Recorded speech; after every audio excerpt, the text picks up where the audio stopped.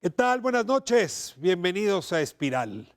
Hoy vamos a hablar del nuevo sistema de justicia penal que a nivel federal acaba de entrar en vigor. Si me obligan a la metáfora, el sistema de antes era un sistema que ejercía justicia dentro de una caja negra. Nadie sabía muy bien quién ganaba y por qué ganaba. La víctima no siempre se sentía satisfecha, incluso se sentía burlada, y muchas veces el victimario decía más bien ser víctima. Pero claro, en esa opacidad no había forma de darle la razón a uno o al otro. Ahora vamos hacia un sistema que asemeja más bien una caja de cristal. Lo que haga el juez, lo que hagan los fiscales, la policía de investigación, los peritos, la defensa de la víctima, la defensa del victimario, todo se va a ver en vivo y a todo color. No diría como en la tele, pero casi como en la tele. Esto hace que tengamos un sistema mejor, es cierto, pero también que mientras aprendemos a transitar de la caja negra a la caja de cristal, muchos delincuentes se puedan escapar y muchas fallas pueda tener el sistema.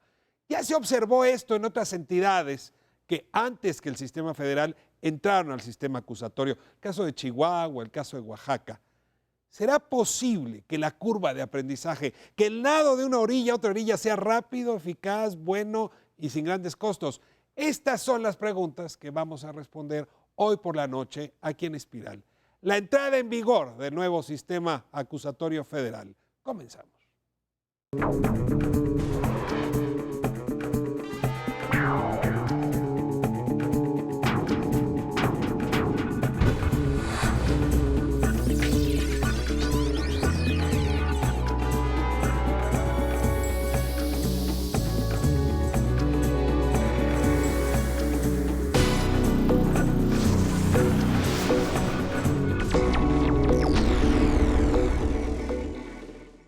Pues abrimos nuestra conversación sobre este tema de actualidad, la entrada en vigor del nuevo sistema de justicia penal. Y para entender la dimensión de este paso que está dando México en sus instituciones, una primera entrevista con María de los Ángeles Fromo, le agradezco muchísimo que esté aquí, es secretaria técnica del Consejo que se ha dedicado justamente a implementar este sistema. María de los Ángeles, me da mucho gusto tenerla en Espiral. Al contrario, muchas gracias por esta invitación y bueno, creo que es un tema fundamental para la vida política y pública de nuestro país. ¿La deja dormir este esfuerzo? ¿Ya ahora que entró en vigor, ya puede estar en paz? No creo que el sistema está naciendo y viene una etapa muy importante. Habrá que cuidarlo, fortalecerlo y consolidarlo. Y hay muchas tareas todavía por hacer para cumplir un sueño que muchos mexicanos pusieron en la mesa con el afán de cambiar 180 grados el nuevo sistema para dar respuesta a que no había transparencia, a que no se respetaba el debido proceso, los derechos humanos, se señalaba mucho el tema de la tortura y todos estos aspectos, este sistema viene a darles otra visión y otra perspectiva. El sistema inquisitivo lo traemos desde la colonia. Cuando uno piensa en la Inquisición acusando a cualquiera de cualquier cosa, no podemos eludir que muchos de esos vicios se nos colaron en el siglo XX y hasta muy recientemente. Sin embargo, quisiera que nos ayudara a escapar de la idea de que el solo cambio del sistema va a transformar las cosas, porque no hay soluciones mágicas. ¿Qué en concreto del nuevo sistema acusatorio es conveniente para nuestros derechos, para nuestra ciudadanía? Primero que nada, una de las cuestiones más importantes y que fueron de las luchas de las organizaciones sociales era la visibilidad de la víctima, que la víctima tuviera voz, que tuviera la posibilidad ella misma de aportar pruebas, de estar presente, de ¿Por qué ser el un sistema activo. anterior no tenía la víctima voz y ahora sí lo tiene? Porque anteriormente tenía que hacerlo todo a través del Ministerio Público y si el Ministerio Público aceptaba o no aceptaba, le daba participación, podía ver o no al juez, o sea, es muy distinto. Ahora la Ya víctima hoy el tiene un Ministerio rol. Público no tiene el monopolio de la acción penal y por lo tanto no representa a la víctima. La víctima se representa a sí misma. Así misma, y puede tener además un asesor jurídico que la acompaña desde el primer instante hasta concluido el proceso. Puede aportar pruebas. Si el Ministerio Público no quiere poner en marcha la causa penal, la puede hacer directamente la víctima. Puede incluso participar dentro de las audiencias y tiene sobre todo la posibilidad de estar coadyuvando de manera directa y evidente en el proceso. Ángeles, el presunto victimario también va a tener ese derecho. También Idéntico, en iguales condiciones. en iguales, hay una igualdad de las partes, pero además hay en ese caso todavía otros derechos que se criticaban mucho, que eran vulnerados. El tema de las detenciones ilegales. ¿Por qué los juicios? ¿Por qué el nuevo sistema modifica eso? Porque ahora el primer acto que hay es un acto de control de la legalidad de la detención. Lo primero que va a hacer un juez, que no va a ser el juez del juicio, es verificar que la detención haya cumplido con que se le dieron sus derechos, que los tiempos de traslado sean adecuados, que se le haya dado la oportunidad de tener un defensor, que si no habla la lengua o es de una lengua indígena o un extranjero, haya tenido oportunidad de tener Si un mañana traductor. alguien me acusara falsamente narcotraficante, ¿me vería yo beneficiado de todas estas prerrogativas? Claro que sí, en cualquier parte del país. ¿No que Ahora, el tema narcotráfico quedó al margen del sistema no, nuevo? en absoluto. A ver, Tiene ayúdanos a entender. cierto régimen especial. Como podamos decir, otro de los cambios importantes es que la prisión preventiva ya no es para todos los delitos de manera oficiosa. Ajá. ¿Sí? Antes todo lo que se denunciaba, se detenía, iba a entrar a la prisión, a tener su proceso privado de la libertad. Ahora no, solo son unos cuantos delitos, entre los que está delincuencia organizada, Que uno es juzgado mientras está en prisión en preventiva. prisión. El resto de los delitos, Fuera. el juez va a tener que valorar a través de lo que le diga el Ministerio Público, la defensa, si hay elementos para que esa persona permanezca en libertad siguiendo su proceso con otras medidas. ¿Qué más? A ver, esta cosa de pasar de lo escrito al oral, ¿qué implicaciones tiene para los Es juicios? esencial. Yo creo que todos los abogados sabíamos que eran tomos y tomos y tomos de una averiguación previa y una consignación que era presentada, que no había transparencia, que decían de tal a tal foja y a lo mejor esas fojas después eran cambiadas. O sea, había como muchas dudas de que si efectivamente un juez en el plazo que tenía para dictar una orden de aprehensión había leído toda la averiguación previa y había revisado todas las pruebas. Hoy está obligado a atender todos los elementos porque tiene que estar presente. Porque tiene que estar presente y el juez tiene rostro humano, puede tomar la sensibilidad de lo que dice la víctima, de lo que dice el que está señalado que cometió el ilícito, el de los testigos, todos estos elementos, incluso escuchar al policía. cómo llevar a Recuerdo cabo la acción. alguna encuesta que hizo el CIDE en cárceles del Distrito Federal del Estado de México, 6 de cada 10 detenidos y ya sentenciados nunca le vieron el rostro al juez. Eso va a cambiar. Totalmente. Hoy hay una permanencia del juez en todas las audiencias, una presencia. Y algo importante, el juez no se puede reunir con una de las partes, siempre tiene que estar con las dos Con partes. las dos. No puede haber amigable composición, arreglos en oscurito. No. Y déjame decirte que hay otra forma también dentro de este sistema acusatorio que nos va a ayudar a que la justicia sea mucho más eficaz.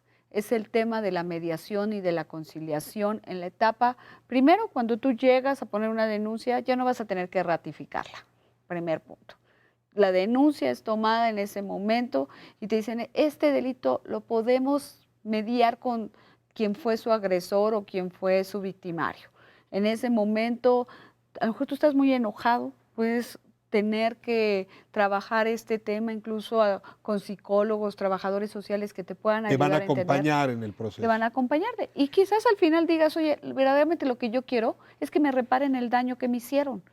Que Me robaron mi casa, lo que quiero es que me pague la televisión, luego que se vaya 5 años a la cárcel. Exactamente. Y entonces hay ese compromiso, esa posibilidad de encontrar un encuentro de las partes, llegar a un acuerdo y cumplirlo y reparar el daño. Ahora, en este sistema paz que teníamos, era muy fácil ser ineficiente y que no se notara, ¿no? El trabajo del Ministerio Público, repitiendo casi como mecanógrafo lo que dijo el policía de investigación haciendo un mal trabajo, y la verdad nadie revisaba eso. Supongo que ahora que hay luz y reflector sobre la sala del juez, se obliga el Ministerio Público, el Policía de Investigación, a hacer mejor su trabajo. Y porque además lo va a hacer público, va a estar Ujú. presente todo quien quiera Va a estar ver grabado. exactamente, pero además las personas que quieran asistir a una sala de juicios orales lo podrán hacer, podrán estar evidenciando lo que está pasando. Y si el juez advierte que el MP o el defensor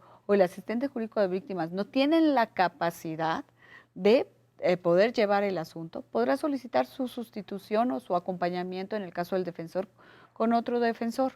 Y en ese momento creo que va a ser muy importante centrarnos en algo que es la confesión, ya no es la reina de las pruebas.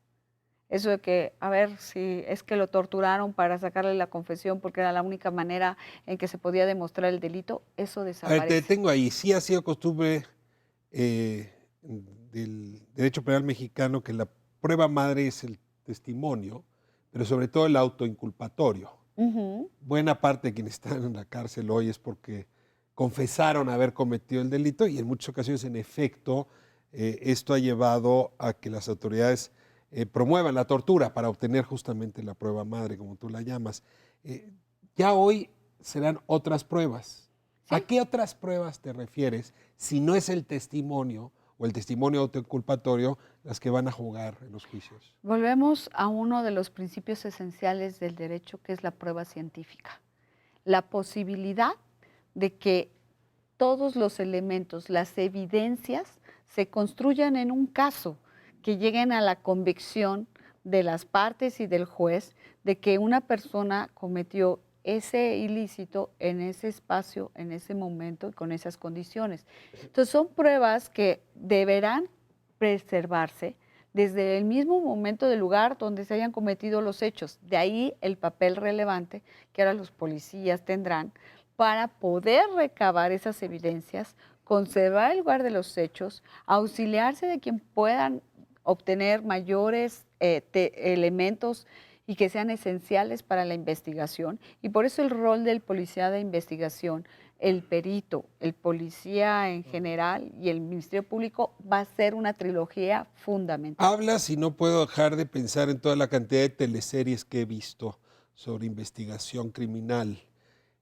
Y al mismo tiempo, no puedo dejar de pensar cuántos casos en México no se han podido resolver por tenemos pésimos servicios periciales. Y te quiero traer a cuento Tlatlaya y Ayotzinapa para no ir más lejos, donde la tortura estuvo en medio, las pruebas testimoniales fueron lo fundamental y las otras pruebas hechas pedazos. Seguimos peleándonos si se quemaron o no los cuerpos en Cocula.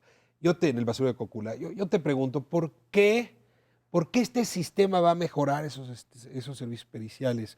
O si no mejoran, ¿por qué este sistema va a funcionar? Porque nos tenemos que enfocar a mejorarlos, porque es la esencia de este sistema. Sin eso no va a funcionar.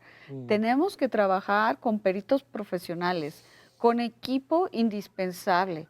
Es cierto, a lo mejor hay en nuestro país una diferencia muy notable de cómo están los servicios periciales de un estado al otro. No, bueno, a ver, los servicios periciales de la Policía Federal y los de la Procuraduría de suyo son diametralmente distintos en su calidad y su eficiencia.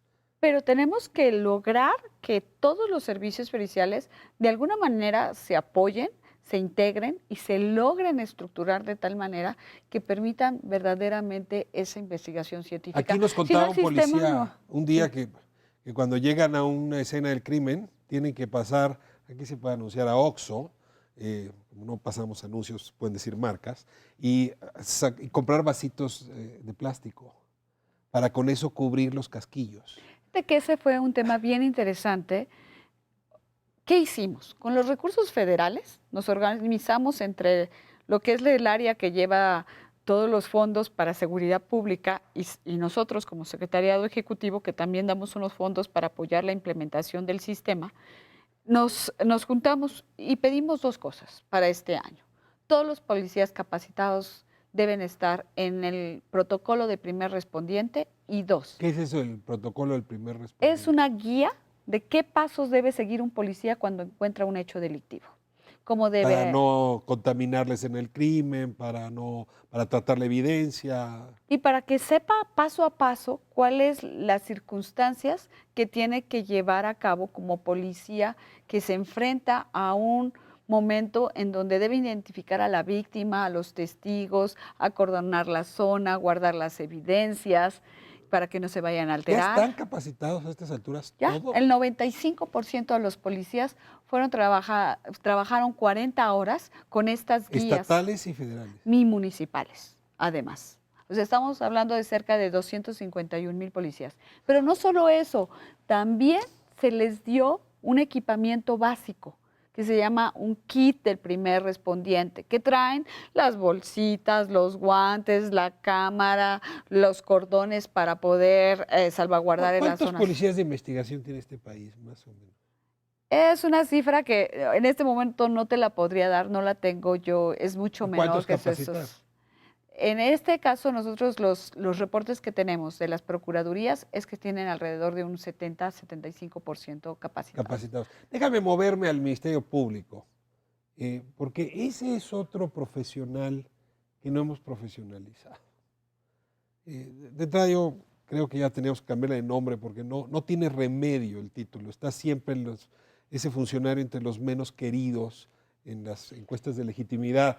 Déjame hablar de los fiscales en otros lados. Bueno, que aquí ya se llaman fiscales, en las que han cambiado de... Te pido de favor que nos hables de este paso del Ministerio Público al fiscal, que ya se ha dado en algunas entidades, cómo va ocurriendo, cómo está pasando, y si es además de un cambio de nombre, ¿qué implica? Bueno, prácticamente lo que se hace es darle esa autonomía ya del poder ejecutivo local o federal Ajá. para convertirlo en verdaderamente una representación social en aquellos casos que se comete un hecho ilícito. Y el fiscal es el que tiene que hacer toda esa coordinación para llegar a construir los casos ante ¿Nos la... hemos capacitado también? ¿Hay una inversión también importante? Muy importante, muy importante. Se capacitaron en este momento al 100% de los ministerios públicos que están operando el nuevo sistema de justicia penal. En el caso de los policías de investigación, te decía yo, hay una parte que se quedará en el sistema anterior trabajando en cuanto terminen las investigaciones, pero los que están nuevos trabajando en el ámbito de este sistema acusatorio adversarial, esos sí están capacitados. Tú te has encargado de observar policías de investigación y fiscales, pero la pieza central me genera dudas. ¿Los jueces están listos? Porque debe ser tara de abogado, pero somos los más conservadores, uno de los profesiones más conservadores. Nos cuesta mucho trabajo cambiar.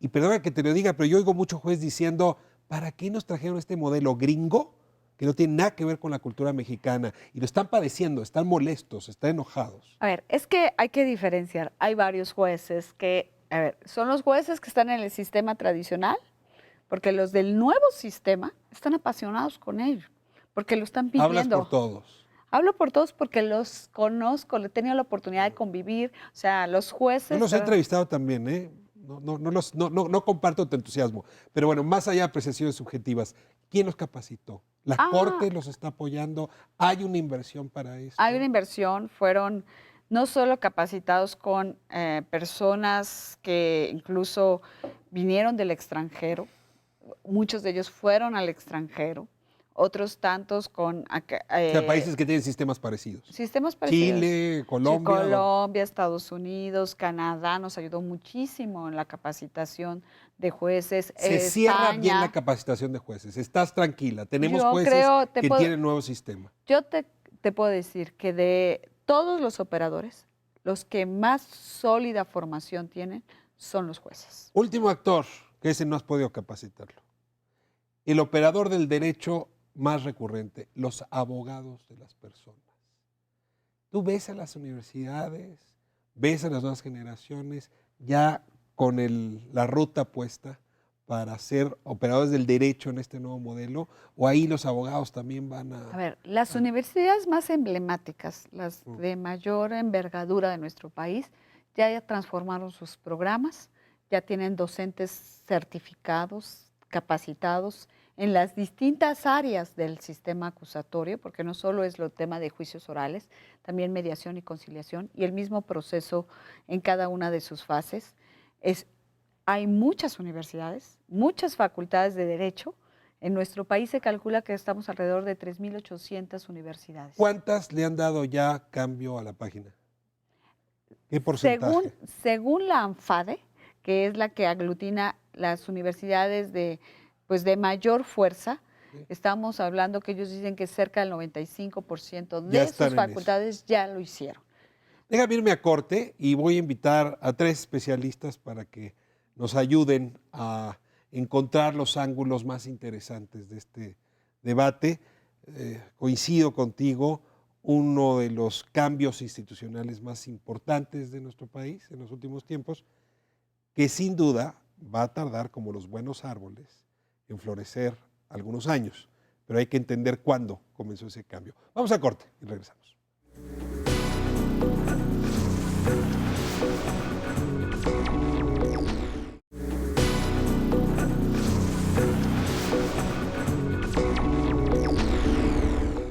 De vuelta en Espiral, hablando del nuevo sistema de justicia penal y bueno, se nutre de voces esta conversación. Les voy a pedir, como es tradición aquí en Espiral, que quienes nos acompañen se presenten.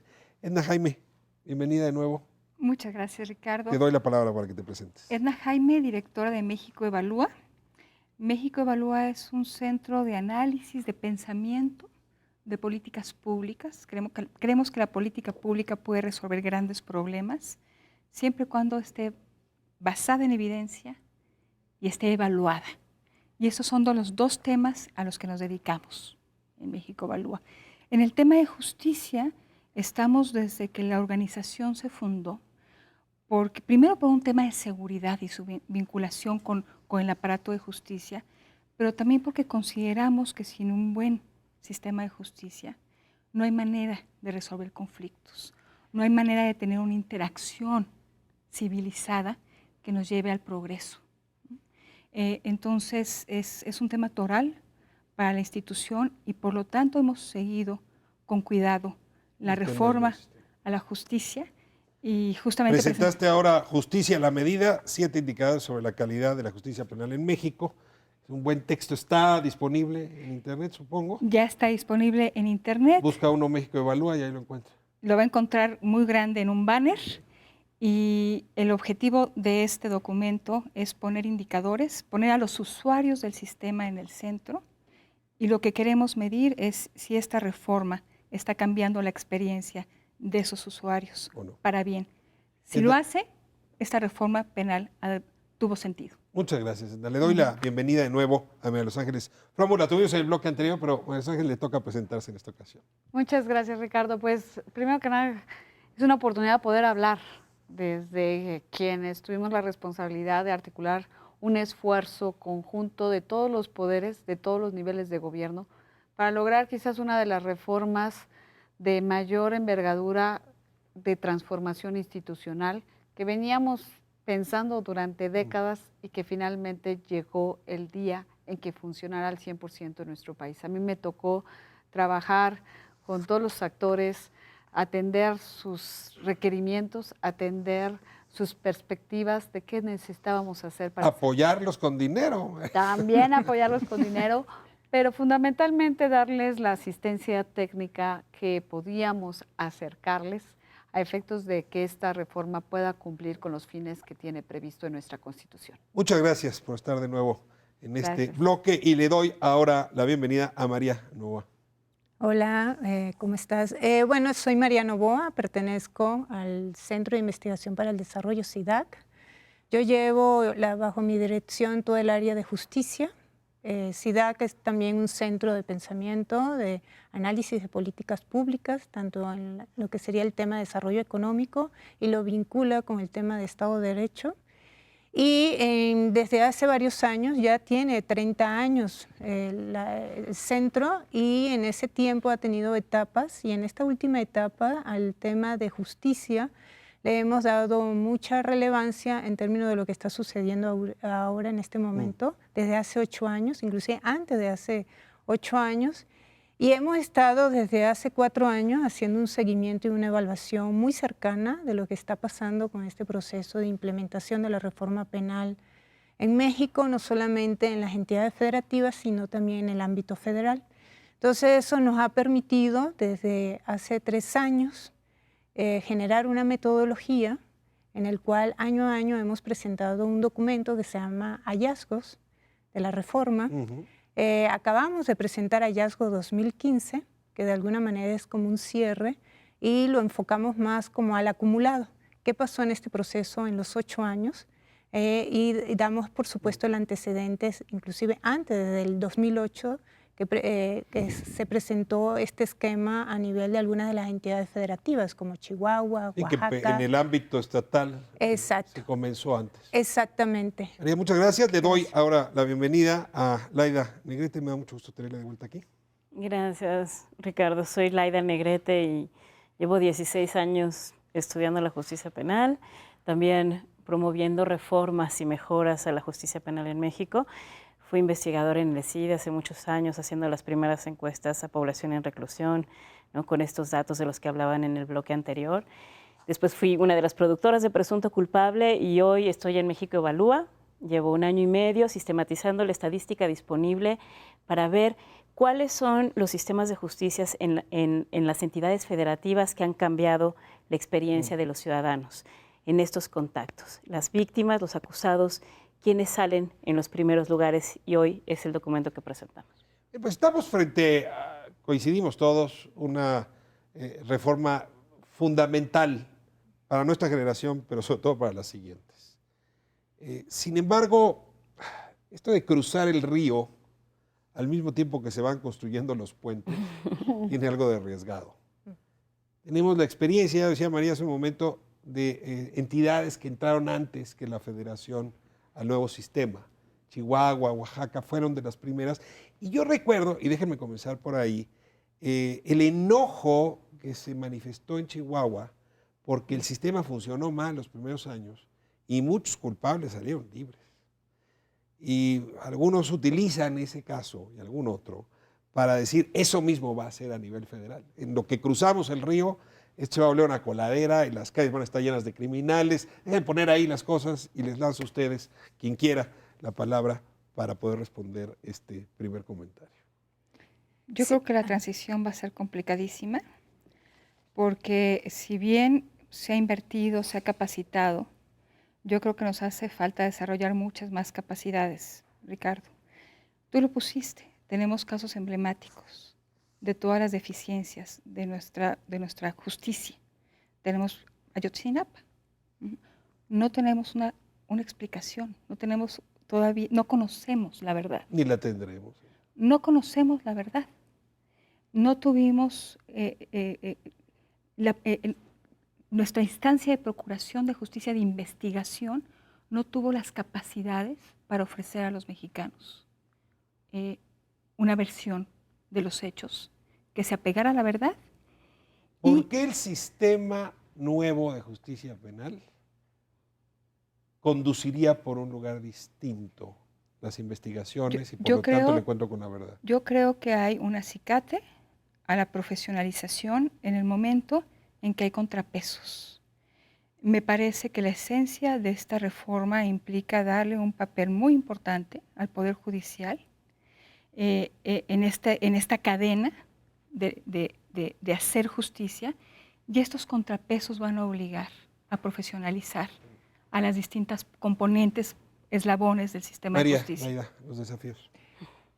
Pues yo te podría decir que el sistema estaba colapsado de antes. O sea, no es esto una puerta giratoria, es que el sistema era incapaz de capturar a los responsables con niveles de impunidad altísimos.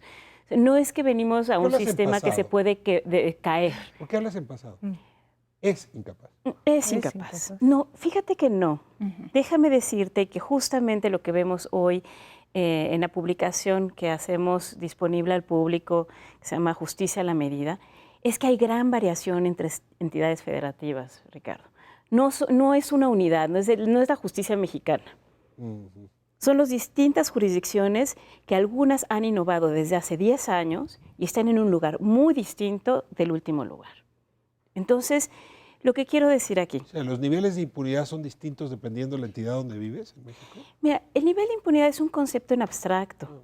Nunca vamos a saber quién realmente es culpable y quién realmente es inocente. Una buena investigación judicial, una buena integración de la averiguación previa, un juicio que recoge todos los elementos. ¿Hay variaciones entre una entidad y otra? Enormes variaciones. ¿Y sabes qué es lo más importante? Que hay enormes variaciones en cómo evalúa el propio ciudadano a la justicia. No es la autoridad la que me está maquillando sus datos y me la está publicando. Es el INEGI el que vaya, es una encuesta, una muestra representativa por estado, y hay niveles de confianza en la justicia que son a veces 5 veces mayor en una entidad que en otra. Por ejemplo, tasas de denuncia. La gente va a denunciar mucho más, 3 veces más en Baja California que en Guerrero, por ejemplo. Creo que hay que partir de varias cuestiones. Esto tiene distintas etapas. Iniciaron unos estados, siguieron otros y concluyeron los demás.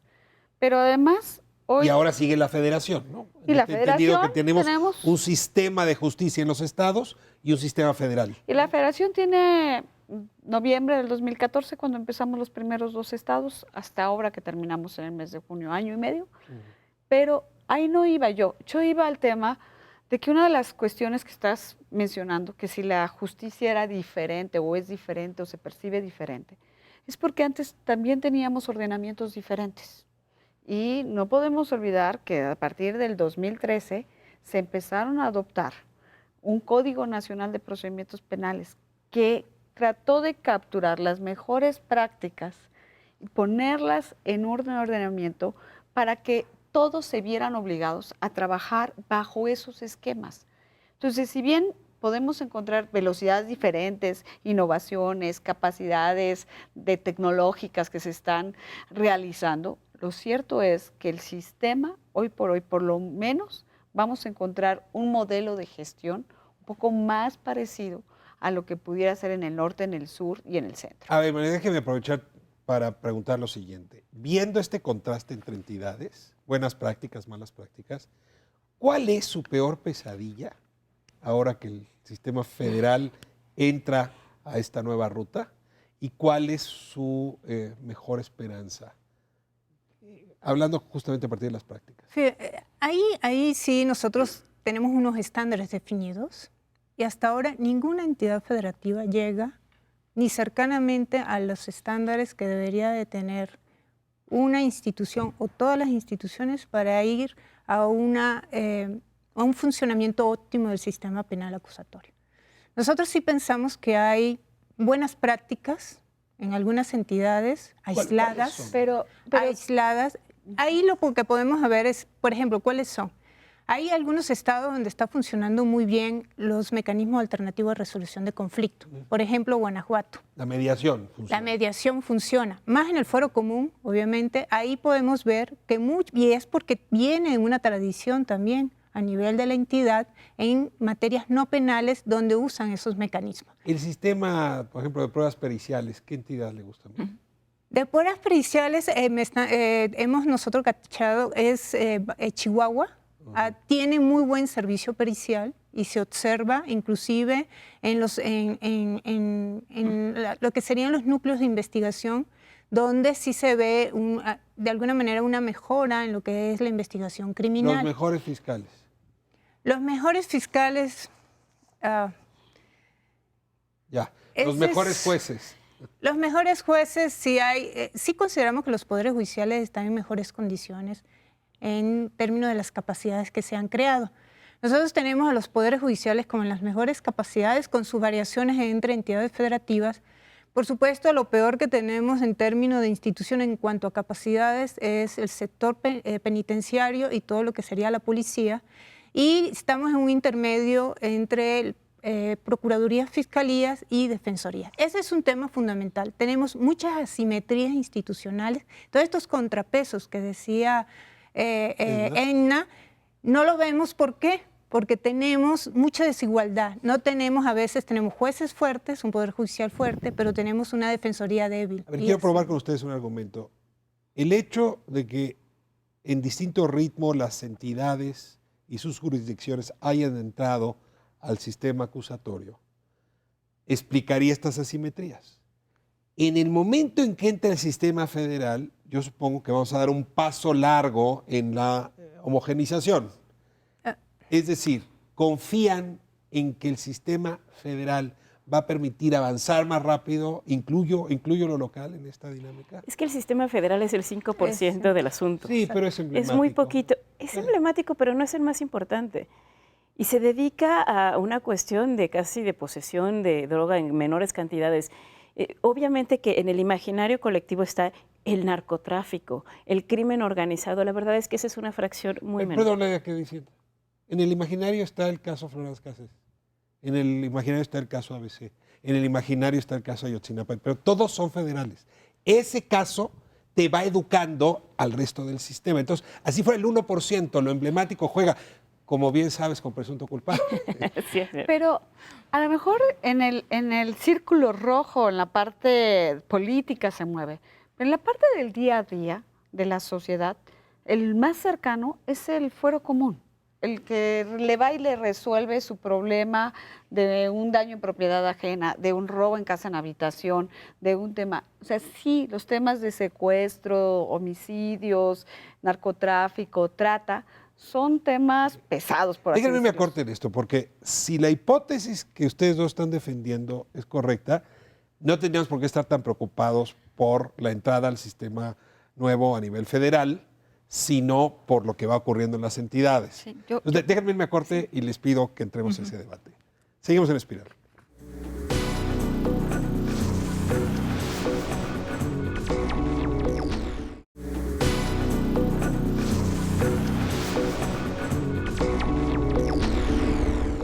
Estamos de vuelta en Espiral, hablando del nuevo sistema acusatorio. Y bueno, dejé una pregunta sembrada. ¿Realmente qué tanto importa, a partir de lo que decía Laida hace un momento, qué tanto importa el sistema federal cuando solamente lleva el 5% de los casos? Yo creo que importa, pero creo que a lo mejor nuestra construcción de una mejor justicia va a empezar desde los estados. Así como construimos nuestra democracia desde lo local, a lo mejor aquí sí estamos empezando a ver ya mejores prácticas, mejores capacidades en los estados. Mira, el documento que presentamos nos gustó. La verdad es que esta perspectiva de mirar a los usuarios y de recoger su experiencia la trajo Laida México Evalúa y la adoptamos con mucho entusiasmo porque eso queremos que suceda con la justicia, que tu experiencia, que mi experiencia sea distinta. Y nos animamos cuando estábamos haciendo el estudio porque vimos cambios importantes. No solamente la varianza que encontró Laida en los indicadores entre estados, sino la evolución de los propios estados, Ricardo. Nos encantó ver que hubiera algunas entidades donde hay zancadas, donde hay pasos grandes en la recuperación de la confianza ciudadana. Nos encantó encontrar que la encuesta victimológica, a partir de la cual construimos este indicador, hay víctimas que se sienten bien tratadas en el Ministerio Público, es un 50%, si no me equivoco. Hay mucha variación, lo reitero, pero hay buenas noticias y coincide con aquellos estados que empezaron más temprano su reforma. La importancia del sistema que acaba de entrar en vigor, María. Yo sí considero que el nivel federal, principalmente el Poder Judicial Federal, va a generar criterios importantes para empezar a homologar la operación. Tenemos realmente una gran heterogeneidad en el país, aunque tengamos un código nacional, que vamos a decir que es una codificación única, que ayuda de alguna manera a ir poniendo cierta nos ayudó o nos debería haber ayudado a ir homologando estos procesos a nivel de la implementación. Ahora a nivel de la operación es bien importante porque sí hubo ritmos distintos y el hecho de que hubo un desfase en la entrada del nivel local con respecto al nivel federal trajo como consecuencia que no tenemos criterios. Es decir, en la medida que se está dictando justicia necesitamos ir homologando, ir generando cierta jurisprudencia que de alguna manera ayude a dar más certeza jurídica en la toma de decisión jurisdiccional. Entonces, Este es un buen argumento de por qué la entrada del sistema federal tiene su peso. Yo no estaría de acuerdo. A ver. ¿Por qué no estoy de acuerdo? Porque la jurisprudencia no se genera normalmente en los casos federales. Son primero los jueces, luego están los magistrados y viene la vía de amparo Y viene la vía de interpretación de eso a través de la jurisprudencia que puedan dictar los jueces de amparo o en su caso la Suprema Corte de Justicia. Pero no son solo los casos federales los que marcan los criterios, son mucho más ricos en muchas ocasiones en la interpretación jurisprudencial, los temas del ámbito local que del ámbito federal, porque volvemos a ver cuáles son los del ámbito federal: robo de hidrocarburos, narcomenudeo o narcotráfico, temas de trata, de secuestros y de homicidios. En los criterios, en donde hay un gran volumen, el 96, uno dice 96 o 95% de los casos son del ámbito local y es donde se generan las interpretaciones. Para armonizar esas interpretaciones son los jueces de amparo, los tribunales de circuito y la Suprema Corte de Justicia los que dan los criterios, pero en base a muchos de los asuntos que en lo local. Pongamos, ¿dónde se dan mayor número de detenciones? Simplemente por eso. ¿De dónde saldrán los criterios para determinar si una detención fue legal o ilegal, si los traslados se hicieron conforme o no? ¿Dónde se van a valorar esos casos? Principalmente en los ámbitos locales. No voy a seguir insistiendo con la pugna entre lo local y lo federal, pero sí necesito dedicar un momento a esto que algunos han llamado, yo voy a usar el término, el régimen especial que creamos para ciertos delitos. El Esther Gordillo fue detenida por evasión fiscal, cosa que es previsible que sea cierto. A mí me sigue costando mucho trabajo creer que realmente cometió el delito de crimen organizado, porque ahora resulta que uno se asocia con dos más y ya es crimen organizado y entonces ya puede ser delito federal. Todavía más trabajo, lo decíamos la semana pasada, que Rubén Núñez, ¿no?, el líder de la sección 22, fue acusado también de lavado de dinero, delito federal. Y resulta que esos delitos no solo son federales, sino siguen un curso especial. Y es donde más vulneración hay, es donde más tortura hay, es donde más vicios hay. ¿No fue un error distinguir ese tipo de delitos en su curso procesal del resto de los delitos de orden penal? Yo estoy a favor de que fueran las mismas reglas para todos los casos y que las reglas de máxima publicidad y de mayor garantía de derechos, que no significa proteger a un delincuente como a veces se le dice, significa proteger al inocente y obligar a que haya mucha calidad en las pruebas para acusar a alguien y condenar a alguien. Pero estos casos que tú mencionas, Ricardo, me dan argumentos porque justamente son del sistema viejo. No son del régimen de excepción nuevo, son del sistema viejo donde lo que más puede frustrar a un ciudadano como yo, que sigo estos casos muy puntualmente, es la ausencia de información, la opacidad total, la secrecía. Y los casos como el de Florence Cassé, el de Ayotzinapa, no vamos a ver nunca un debate y una confrontación entre la calidad de las pruebas de una acusación y una defensa. Es más, en esos casos, y el de Ayotzinapa particularmente, tuvimos un procurador que en su momento estaba violando la presunción de inocencia en cadena nacional y dio la sentencia condenatoria aún antes de hacer la acusación formal. O sea, no tenía idea de cómo adherirse a las reglas de un nuevo sistema. Eso es lo que le vamos a poner mucho más exigencia a una fiscalía, a un procurador, y sí vamos a ver lo que no nos gustaba antes y que no veíamos. Y nos va a seguir sin gustar, pero cuando menos ahora vamos a tener formas de mover a las autoridades hacia otro lugar. Su mirada a propósito de la distinción que se hizo con respecto a ciertos delitos, particularmente crimen organizado y narcotráfico. Yo estoy también de acuerdo que no debió de darse un régimen de excepción a delincuencia organizada, pero que hay un problema estructural y de fondo en las instituciones. En México no hay investigación criminal. No se investiga. Para que ahora en el sistema acusatorio un delito se pueda calificar de delincuencia organizada, tiene que tener un estándar probatorio muy alto. Y eso no lo tenemos. O sea, no basta con que parezca que fueron criminales organizados. Tienes que probar, tienes que evidenciar. Entonces hay mucha debilidad en lo que es la investigación criminal. Entonces, ¿qué pasa? Tienes que ir a un régimen de excepción para que de alguna manera se ir creando ciertas condiciones, inclusive. Ahí es un tema mucho más profundo, porque ahorita se hizo una reforma a la Ley Federal de Delincuencia Organizada, pero inclusive la idea es ir después a otra reforma que inclusive se vaya a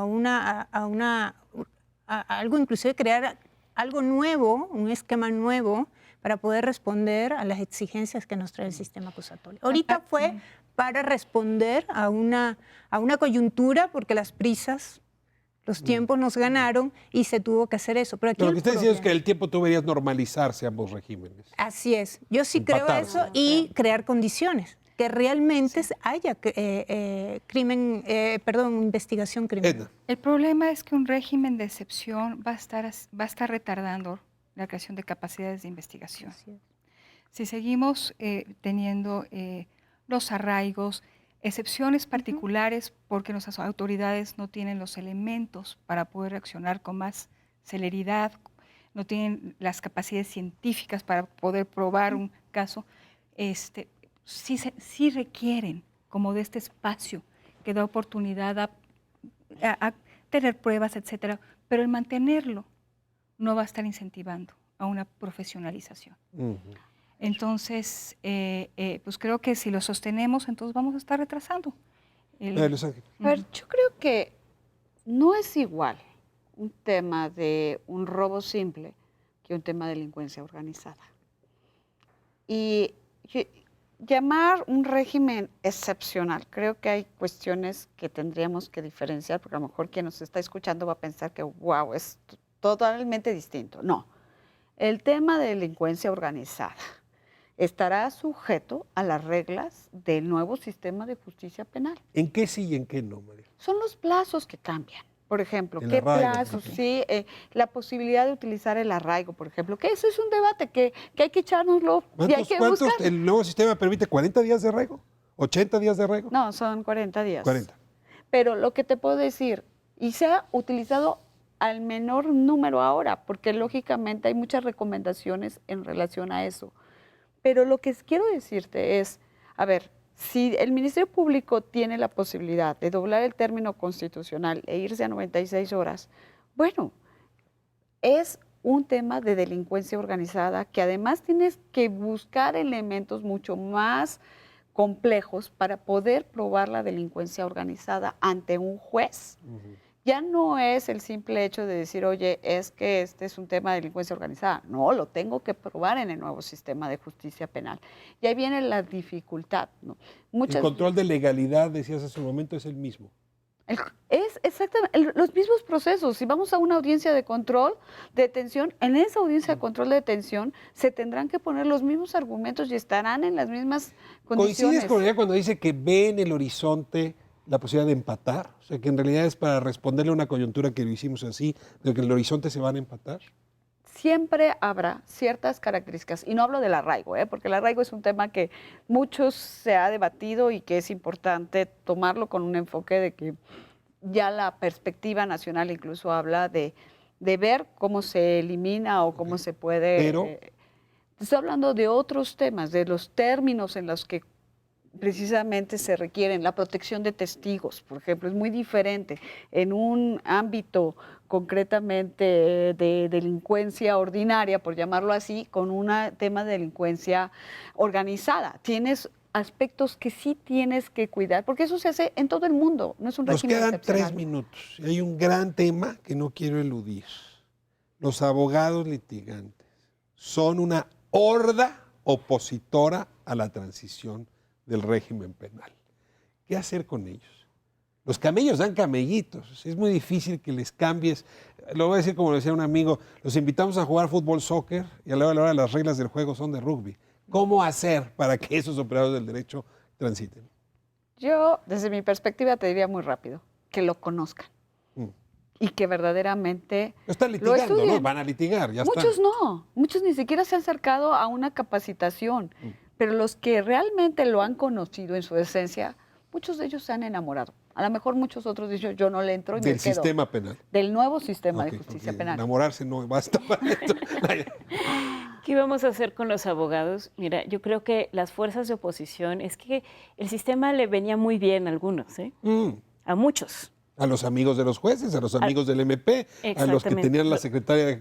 Los que podían llegar y tener reuniones privadas con ellos, le venía muy bien también a otros actores del sistema. O sea, las fuerzas opositoras van a ser aquellos que ganaban con el sistema que no funcionaba. Y ahora hay un nivel de rendición de cuentas que es para para fiscales, para abogados defensores, para abogados practicantes de la práctica privada. Entonces, yo creo que por supuesto que no les va a gustar, pero ahí es donde vuelvo a tomar la parte de evaluemos desde los ciudadanos. No les preguntemos a los abogados, no les preguntemos al Ministerio Público si le gusta ya haber perdido la posibilidad de cobrar una mordida, ¿no? Preguntemos a los ciudadanos que tienen los problemas y que usan la justicia. Y que van a contratar a los mejores abogados que sepan operar el nuevo sistema. María Sierras. Yo me iría a apostarle a las nuevas generaciones. Yo me iría a buscar a estos chicos jóvenes que además lo están demostrando, si son los más entusiastas en este sistema, porque no conocen este sistema tradicional inquisitivo mixto. Yo, la verdad, desde el punto de vista institucional, me iría más a enfocarnos a las nuevas generaciones, más que preocuparnos a estos señores que ya están de salida en este sistema. Y como nosotros decimos de SIDAC, todavía nos faltan por lo menos un promedio nacional de 11 años para lograr crear ciertas condiciones óptimas para un buen funcionamiento del sistema penal acusatorio. En las conclusiones. Siendo consecuente con nuestro argumento, necesitamos una gran coalición a favor de esta reforma, porque como dice Laida, hay un sistema de rentas, hay rentismo, había rentismo en el viejo Corrupción sistema rampante. que necesitamos desmantelar. Habrá resistencias para desmantelarlo, sistema de privilegios y de rentas. Necesitamos una gran coalición que pueda contra eso. No sé cómo les agradezco a las 4 y esto de que sean mujeres las que estén operando el nuevo sistema me da tranquilidad. No me pregunten por qué. Me hace soltar el cuerpo y saber que está en buenas manos. Muchas gracias. Gracias a usted por habernos permitido entrar a sus hogares. Créame, este es un parteaguas en la historia del país. Ojalá y nos toque vivir pronto sus frutos y no paguemos costos muy altos en la curva de aprendizaje. Hasta la próxima semana, Canal 11.